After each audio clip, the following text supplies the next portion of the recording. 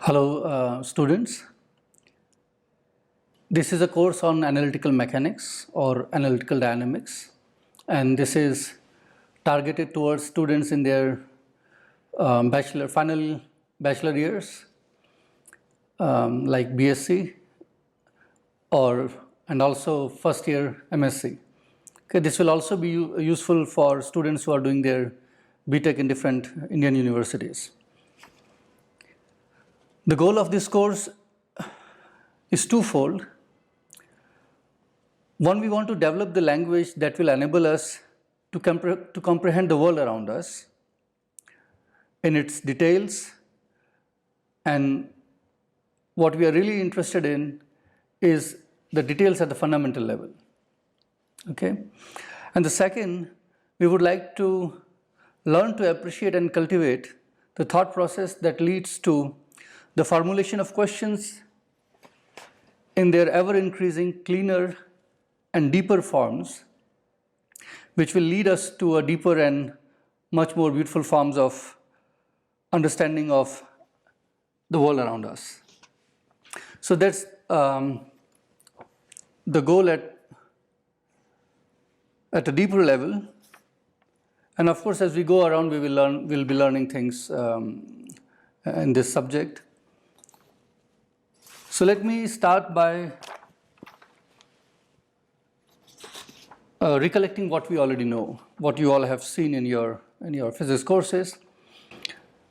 So I start by writing this very familiar equation.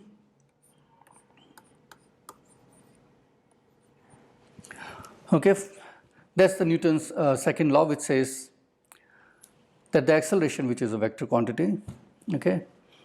So let's say we are imagining a particle which has mass m, okay, and it is subjected a force F, okay. Then it will accelerate according to this relation. Okay, that's your Newton's second law. Let me write it in a slightly different form, which will be useful to ask further questions. So instead of writing A for acceleration, let me introduce the following notation. I write vector r at any time t to be the Cartesian coordinate of the particle with mass m. Okay, so r would be the Cartesian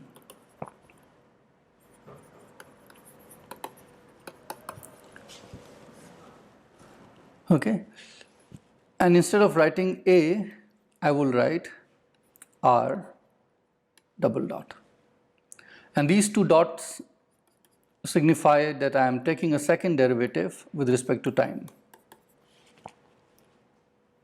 Okay, that's what r double dot means.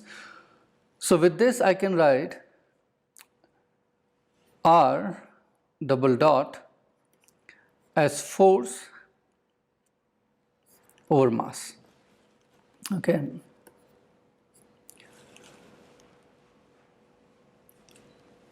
Let me also specify the arguments that enter into the force. The force could, in principle, depend on where the particle is at the time t. So it could depend on the r, okay. It could depend on velocities, how fast that particle is moving. It could depend on other things, and it could also depend on time. Okay.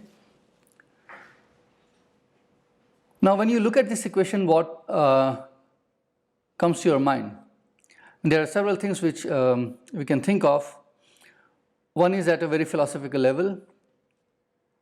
You see, what this equation is saying is that if you tell what are the forces this particle is experiencing, okay, if you tell that, I can tell what the acceleration is.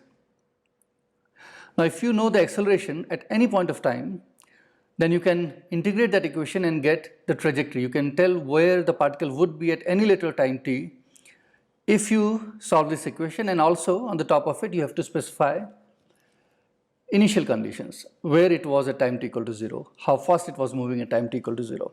Okay, that information will be sufficient to tell all this. So coming to the philosophical thing, it's non-trivial that there are such laws. Okay, it's a non-trivial statement that we can predict what will happen later. Okay, that's the philosophical thing. But let's say we agree upon that universe is describable by laws. Okay, that what can more be asked from this equation? Okay, you can ask why it is second order. Okay, why only derivatives which are second order, d2t over dt square involved in this relation. Now that has to come from your experimentation experiences. You see, when you say it is second order in a time derivative, it means that the solution will involve two constants of integration. You see, when you integrate it first, you will get down from r double dot to r dot, okay, and you will have a constant of integration, let's call it C1, which cannot be determined by this equation, that's a physics input. Then you integrate once more, you arrive at r, that is what you are looking for, but then at this stage you get one more constant integration, C2. Okay, so two constants of integration you will have, which you typically know that they are the coordinates at any time t, at any initial time, let's say t equal to 0, and the velocity of the particle at the same time. You could use them to fix what C1 and C2 are. Okay, but I mean, why should this be a second order differential equation? Okay, could Newton have chosen this to be a third order differential equation? Could he have written something involving three derivatives? Okay, that's one thing you can ask, and it's not a very difficult thing to answer. Okay, imagine we could, then it would imply that I have a relation like this.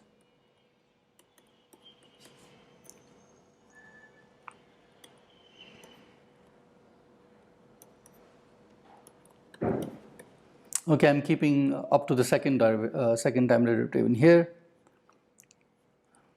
So all derivatives lower than r triple dot, I keep on the right hand side in the definition of force. Okay. Okay, let's see what happens if you try to write down such an equation. Okay, let's say we take a particle which is free, there is no force acting on it, so I can put down the F to be 0. Okay, let's say I take a particle which is free. Okay, by free I mean no forces acting on this one. Then you have r triple dot 0. Okay, now if you write down the solution of this equation, okay,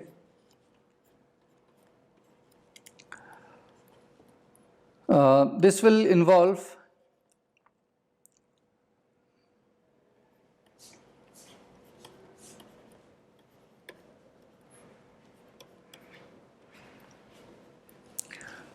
three constants of integration, vector A, vector B, and vector C. Okay, remember this equation, for example, here it's not one equation, it's three equations. There is one equation for each Cartesian component. So one equation for Rx, okay, one equation for R, instead of Rx I can say X, Y, and Z. Okay, so these are the three. So you should read it as X triple dot as 1 over Fx, Y triple dot as 1 over M Fy. Okay, so these are really three equations. So each vector equation becomes three equations. Okay, so coming back to this, if you solve it, you'll get such a result after integrating. And clearly, if you choose time, the particle to be at rest at time t equal to 0, so you put r of 0, that would be your C. Okay, so this you can fix by telling where the particle is located at time t0. Very good. Similarly, the B you will be able to fix by telling how fast it was moving or what the velocity was at time t equal to 0. Okay, you take one derivative, this C will be gone, this will leave only B behind, and this will involve t, put t equal to 0, this term is also gone, so you have only B left. So you will be able to fix B by initial velocity.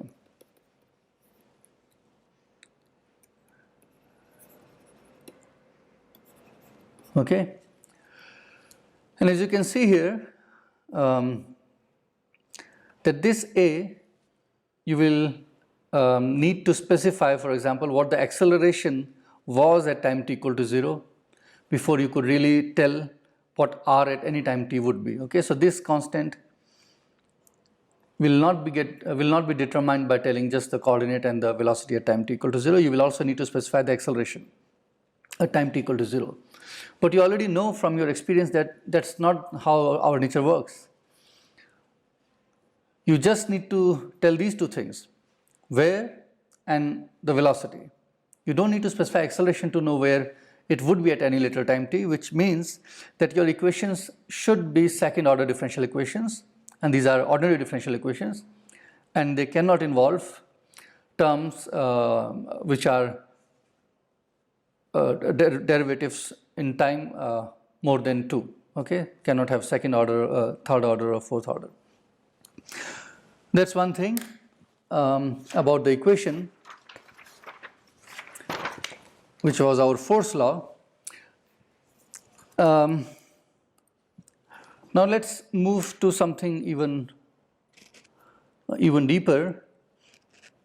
Let's say we have established that indeed, if I solve this,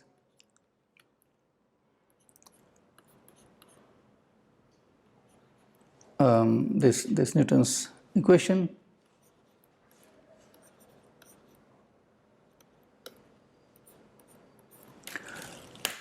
I will be able to tell the future trajectory.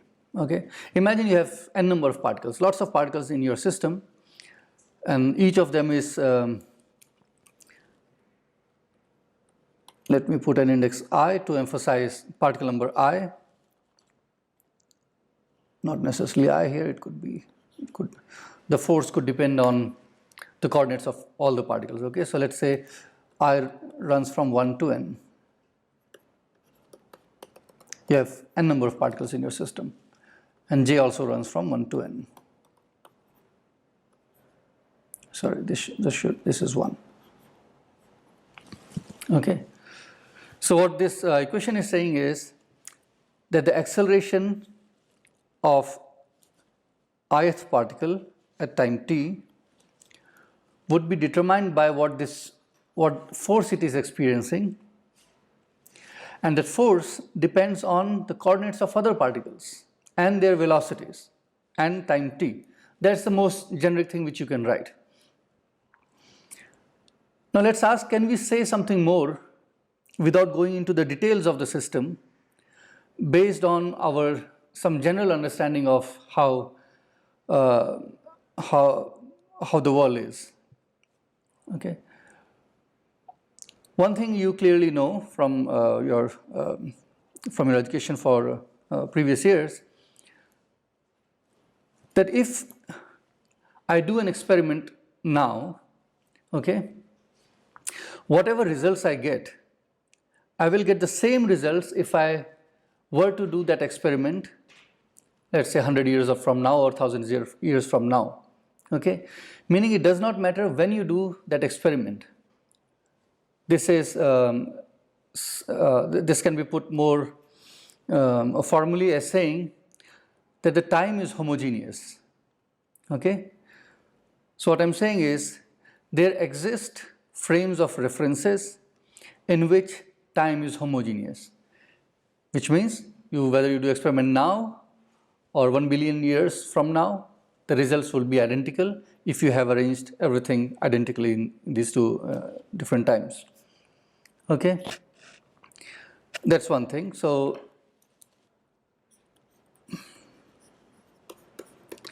there are frames, special frames called inertial frames, in which time flows in a homogeneous manner. Time is homogeneous. Okay, that's nice. There is also another fact which you definitely know, is that if you take your experimental setup, okay, whatever experiment is happening, you take this thing, and instead of doing it here, let's say you do it a million kilometers away from here, okay, or billion kilometers away. Whatever results you will get here is the same you will get by doing the same experiment millions or billions of kilometers away. Okay, so this location is in no manner special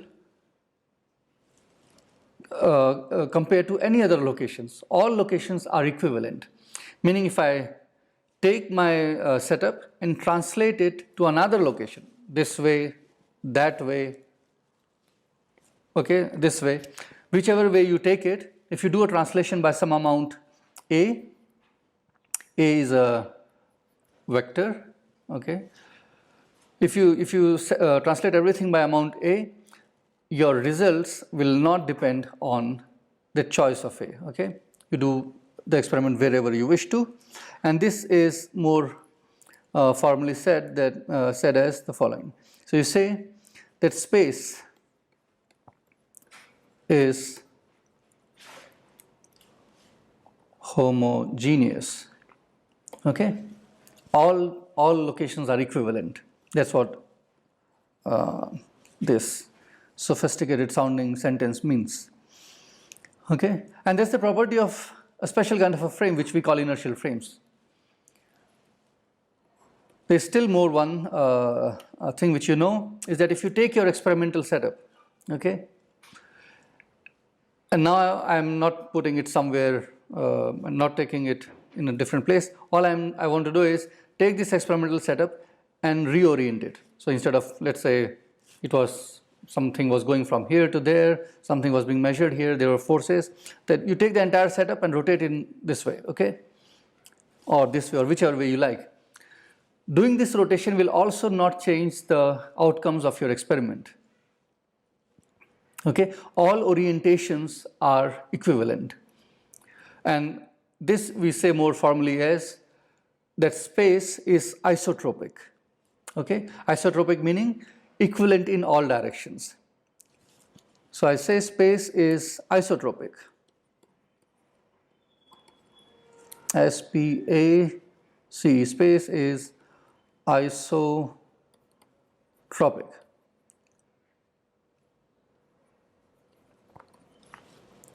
Okay, very nice. So you see, what we have written down is really nice. We are not telling about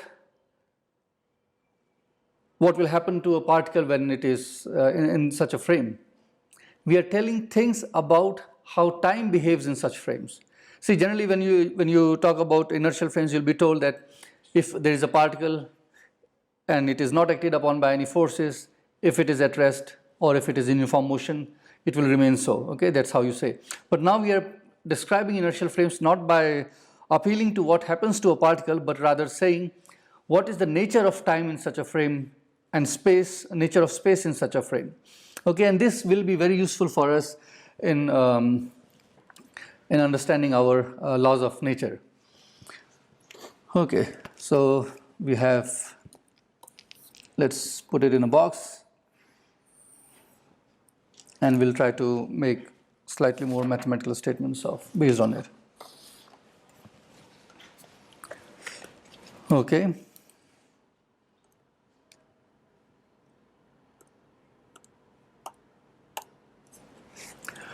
Okay, now you say that's all nice. You have something about some understanding of inertial frames. Now, what can we, what more can we say now? Well, one thing it's clear that the system of your particles, which is, let's say we are looking at an inertial frame, okay, then that system of particles should somehow know that they are in an inertial frame. They have to know that time is homogeneous in this frame, that space is homogeneous, that it is isotropic. What part of the system knows about these things? And clearly, let's write down our equation of motion. So we had, let's go back here, I think here, this thing, okay. Now if I'm saying that each particle is going to accelerate according to the forces, then it has to be those forces which will know about the frame, right? There's nothing else on the left hand side. Left hand side is just the acceleration of that particle. And how much to accelerate and in what manner is told to it by the forces, which is on the right hand side. Okay, so the right hand side has to know about this information which we wrote here. Okay, so let's have a look at this. Should I write? Okay, let's write it again. So I want to now talk about first homogeneity of time.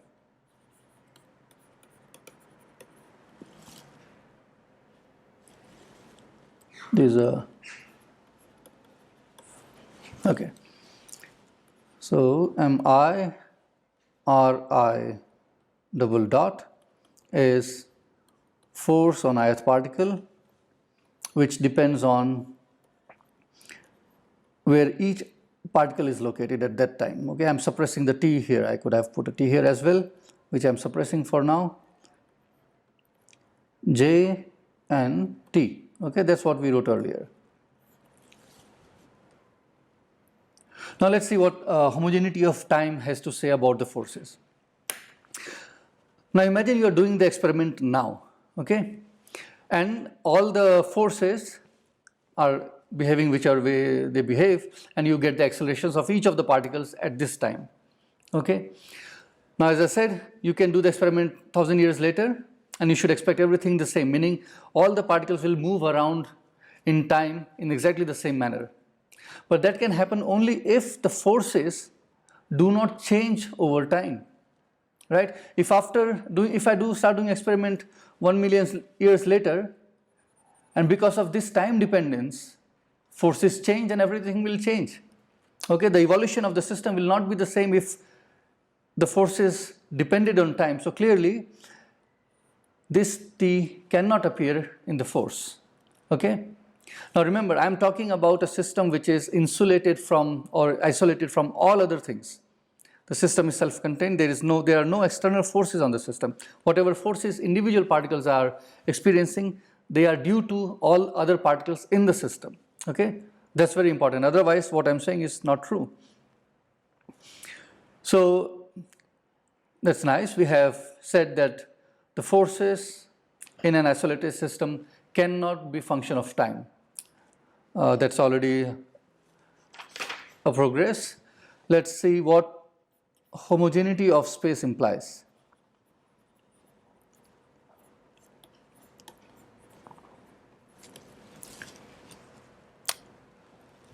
Okay, again let me write it down. Force on the ith particle. Okay. Now you see, here we are saying that we need to know where exactly each particle is located. So let's say a system of 2 or 20 particles, it doesn't matter. Look at 2 of them. Okay. Let's look at the force on a particle here. I'm saying the force on this is determined by the particle here, there, there. Okay. It really depends on Rj, where j runs from 2 to n. Let's say this is particle number 1. Now because of homogeneity of space, if I take the entire setup and move to some other location, if I do a translation by a vector A, so let's say just translate everything along x-axis, nothing should change, right? Whether an experiment I do here or take the entire box, put somewhere else, nothing should change. which would mean that the forces should not care about where this guy is, where that guy is, what are the exact locations of those other particles at time t. But what it should care about is what is the separation between this and that. We are talking about the forces on this. So separation between this and that, separation between this and that, okay, this and that, this and that. Because everything should give the same answer if I translate from here to there. Meaning the forces cannot depend on the locations of all the particles, but rather only on their differences. Okay? So I will write Rj minus Rk. Okay, and K and J and K run over all the particles. Okay. T anyway was already gone. So you see, we have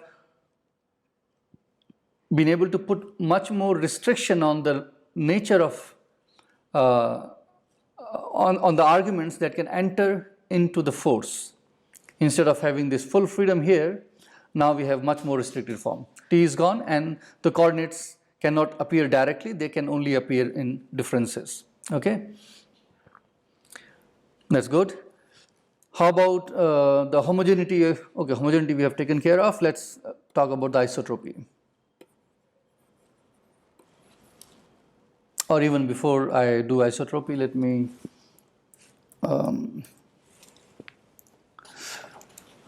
okay, isotropy. Let's talk about, we'll come to isotropy later, let's talk about something else. There's something more we know about nature, is that if you are doing an experiment in one inertial frame, whatever that frame is, okay, I will not go into details of how you find a inertial frame, that I believe you already know. If you are given an inertial frame, okay, and you take another frame which is moving in with the constant velocity with respect to this frame, okay, then both the frames are inertial. Whatever physics you see in the first frame is exactly what you are going to see in the second frame. Okay, physics will not change by moving from this inertial frame to another frame which is in a uniform motion with respect to the first one. Okay.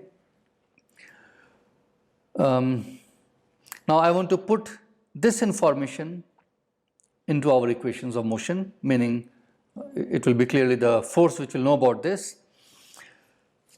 So this, let's call it relative motion.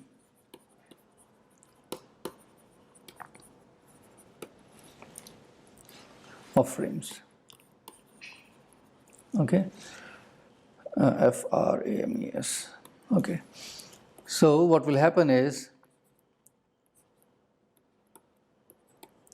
this will be, now already you had Rj minus Rk from the homogeneity of space. Time was already gone. Now if you go to another frame in which is moving with some velocity v with respect to the first one, all the particles, whatever their velocities were at time t in the frame number 1, will change to the velocities what they had plus the velocity of this frame, right? So all of them will get, all the velocities at time t will get added by this fixed amount, okay, which is the relative velocity between the two frames. So clearly, because the physics is not going to change, the force should not care about what the velocities are in a given frame. Okay, what are the velocities of each of the particles in that given frame? What it should care about is only the relative velocities, because when you go from one frame to another frame which are moving with respect to each other, the relative velocities are not going to change. Okay, because when you take the difference, the additive part drops out. Okay, so which means that I should not have Rj dot, but I should have Rj dot minus Rk dot. Time was anyway gone. So these are the constraints which we have been able to put on the forces. And let me give you one example which is very familiar to you, so that you can see that indeed the forces which you already know are of this form. So let's go back to our Mr. Newton, okay? Newton's force of gravitation. What is it? So let's say you have two particles, particle number 1, particle number 2, okay? Some origin O, and I say this is the coordinate R1, that guy is at R2, these are the vectors. Now I want to know the force on the first one. Clearly the force on the first one will be directed towards 2 because it is being pulled into 2. It's the gravitational force. So the force on particle number 1 would be G m m over r square. It's a inverse square law, you know. And then you have a unit vector where this is the unit vector, okay? I can write down r hat more clearly for you. It will be r2 minus r1, okay? You see this is r2, r1 if you subtract, this is what you'll get, over r2 minus r1 modulus. That's the magnitude of it. So that's why this is a unit vector, and this r is just r2 minus r1 modulus square. Okay, you see the force depends only on the differences in the positions of these two particles. It doesn't care where this guy is and where that guy is individually, but only on the differences. Here you also don't see any time, and in this force there is no velocity involved. Okay, that's all for this video, and we'll start talking about, I believe, more about the coordinates which we should use in studying different kinds of systems. What kind of coordinates are suitable? We'll have a long discussion on that next time. Okay, see you.